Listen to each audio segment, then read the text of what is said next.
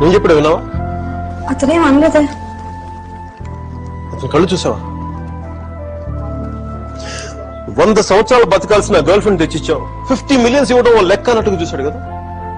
Mic, నిజంగా అతని కళ్ళు చూడలేదా నువ్వు? మైక్ వస్తున్నాను బా. ఇదే చూపు, ఇదే ప్రేమ 3 months ముందు మీరు ఆ కళ్ళలో చూశాను. How could I lose her? I'm such a fool. I'm such a fool. Mike, what are you doing? I'm waiting here. కోర్తే గూబ బద్దలైపోతున్నాయి. మాట్లాడుతున్నాగా కనిపించట్లా, కళ్ళు దెబ్బయా?